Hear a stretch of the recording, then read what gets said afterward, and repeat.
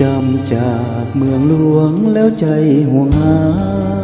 ต้องจากสาวงามโสภา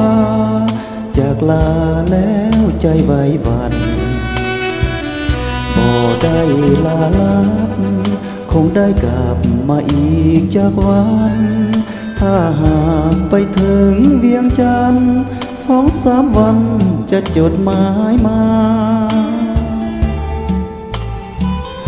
ต้องจากเมืองหลวงพระบางห่างไกลถึงจากใจนั้นอะไรห่วงใยน้องทุกเวลาบ่ลืมคืนนั้นคืนที่อยู่ร่วมกันสัญญาบ่ลืมคำหวานการด่าให้สัญญาที่ฝั่งน้ำคานไหว้วอนพระบางองค์พระศักดิ์สิทธิ์ช่วยเนรมิตให้ความรักสองเฮายืนนานพระธาตุภูสีงามเด่นยังเป็นพยานอย่าลืมเด้อคำสาบานบ่นานจะย้อนมาใหม่จำจากเมืองหลวงพระบางห่างลาจำจากสาวงามโสภาต้องมาหาน้องให้ได้จะมาสู่ขอนำแม่พ่อด้วยความจริงใจจงรอความหักจากอ้ายขอฝังใจอยู่หลวงพระบาง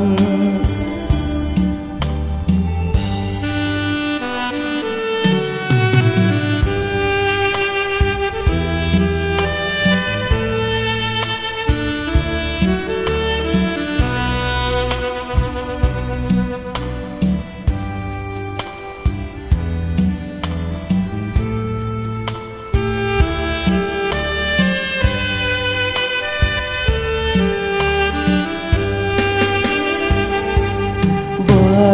วอนพระบางองค์พระศักดิ์สิทธิ์ช่วยเนรมิตให้ความรักสองเฮายืนนานพระธาตุภูสีงามเด่นยังเป็นพยานอย่าลืมเด้อคำสาบานบ่นานจะย้อนมาใหม่จำจากเมืองหลวงพระบางห่างลาจำจากสาวงามโสภาต้องมาหาน้องให้ได้จะมาสู่ขอนำแม่พ่อด้วยความจริงใจจงรอความหักจากอ้ายขอฝังใจอยู่หลวงพระบาง